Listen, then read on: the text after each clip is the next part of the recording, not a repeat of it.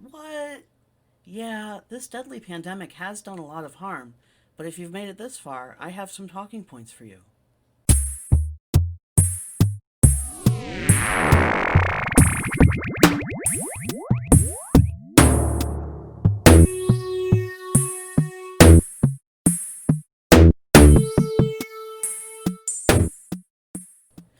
Hi, and welcome to From Art to Zine, the creative podcast from Claude Designs. My name is Claude, and I'm going to talk about COVID 19 in the coming year ahead. At first, this was going to be a kind of informational episode on how to survive with a business in the landscape. But there are one of two scenarios here. Either you survived and have some idea of how to do so, or hopefully just your business, did not, and so you have to begin anew, which is not something I'm qualified to help with yet. Let's begin by addressing the elephant in the room. There has been what you might refer to as a looming paradigm shift approaching us for a long time now. I actually don't think that COVID 19 changed this. I think it acted as a catalyst rather than the kickoff point. For those unfamiliar in the graphic design world, the most recent paradigm shift before this was the rise of the personal computer, because this is when you have people moving away from the widespread idea of coming to other people as experts and instead using sources and credentials as experts. In a lot of ways, this is both a largely positive move, but at the same time, it's very frustrating. But we'll come to those points in a later episode. For now, all you need to know is that this was the beginning of a new age that is only continuing to evolve.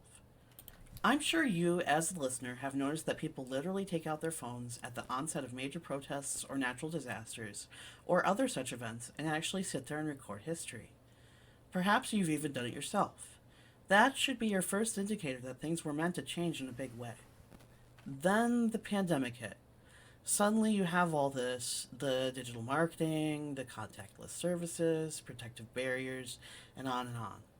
There's a lot of barriers to those who provide traditional services for others, even if they don't have the ability to turn it digital and have to figure that puzzle out. And that's for those whose businesses and themselves survived it so far. Because, of course, you have people whose society has failed, who are stuck without any kind of income, but still needing their groceries, still needing their cars worked on so that they can find some type of work, and so on. And even for those who can still perform their business, they're having trouble getting connected to, and some even since before the pandemic, their market. Well, we can't fix all of that, but let's start with what we can do. There are two main trends that marketing has leaned to, especially in these rough times. If you follow my LinkedIn at all, I did cover these in a somewhat minimal capacity, but let's go ahead and dive in more into that right now. These trends that I refer to are actually mind blowingly simple. They're genuine and authentic kindness and digital content. Yeah, seriously. Let me back up a moment.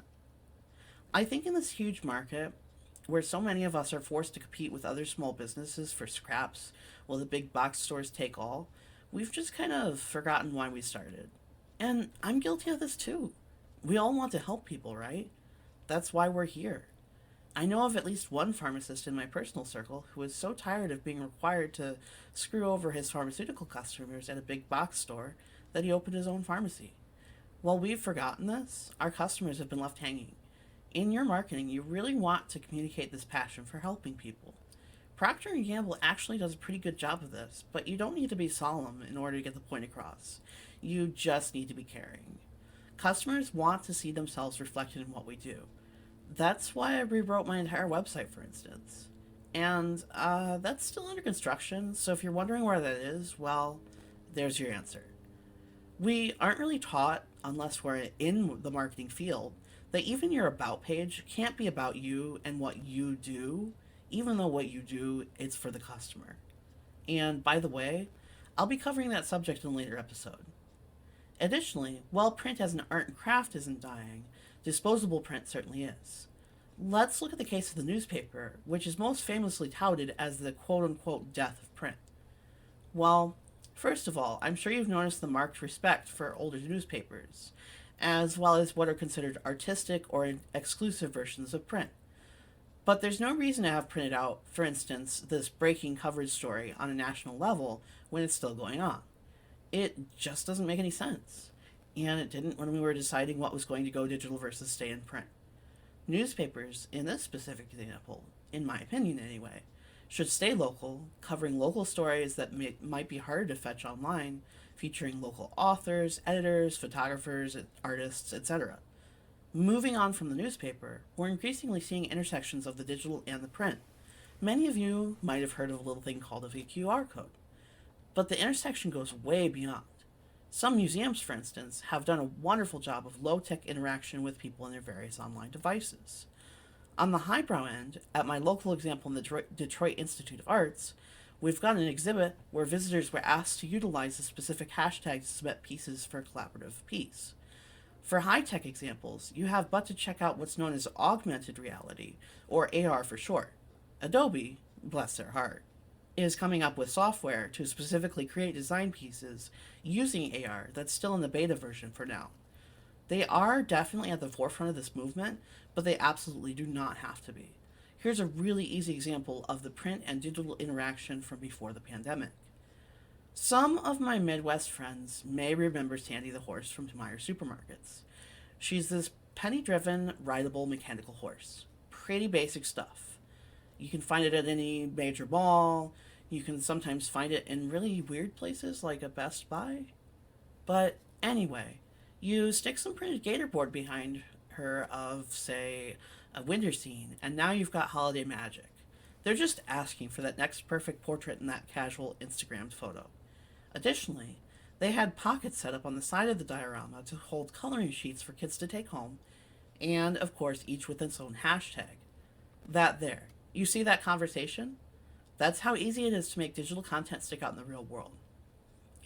So let's come back to the why and how this matters. There's a blog I follow that Google Design supports called the Forward Thinking Campaign from It's Nice That.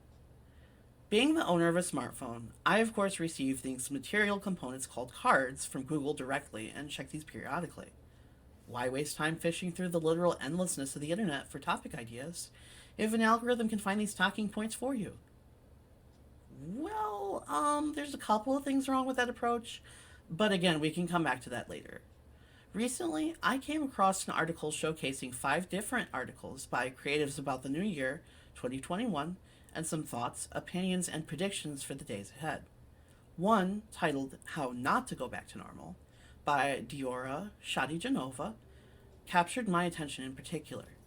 We'll introduce how politics go into design and marketing later, but all you need to know for this moment right here is that our society isn't set up for our success. Or at least it wasn't. And we should absolutely work on rebuilding that, but one brick at a time. Shadi Genova hasn't been the only one to notice that prior to the pandemic, we, as a people, at least in the United States, didn't have the time or energy to devote to what mattered, and that was our communities, is whether our communities and how they needed our help, how we connect to each other, how our needs fall outside of individual survival. But her words awoke something in me. How many of you have seen Summer Wars? It's an anime movie about the digital world smashing head on with the real world. In it, there was a scene that really moved me. It's far from perfect in Japan, of course, but over there, people have managed to give more of a focus on family, even while carving out an individual survival. And this is really evident in the culture. It's why so many animes have these focuses on family, whether it be found family or raised family or created family. The way the grandmother was written with the folks in her area was incredible. She was fierce. She was inspired. She was a communicator. And even though there was this wicked AI force shutting down the world around her, anything that ran on this internet system, for lack of better words, rampaging throughout the tangible world, she called around and helped people come together to try and make things work for a time. I had forgotten how much that scene actually moved me until now. I think that idea of connection in Shadi Genova's article is what reminded me. You'd have to be living under a rock to think that this hasn't absolutely affected our culture. It's a worldwide effect, but because I live in the United States to get US news, I'll use that viewpoint. In my classes online, we often talk about how COVID-19 affects various topics, and many of these opinion forum discussions revolve around the idea of a vaccine. And of that, Shadi Genova said something that spoke to me. She recalls, too, that many issues that have been uncovered by the privileged learning about them won't just disappear the day everyone is vaccinated. Even if that were to happen, people won't stop being hurt by the power structures, not taken apart yet, that have formed over hundreds of years. People won't stop starving and being cold and having needs, just because one threat has been not even eliminated, but lessened. We need each other, and we need each other to keep moving forward. Hey, did you like this episode? Feel free to share your thoughts on your favorite listening platform. Give us a listen and follow along on your journey through our own creative process right here on From Art to Zine. Thanks so much for your support, and you have a great day.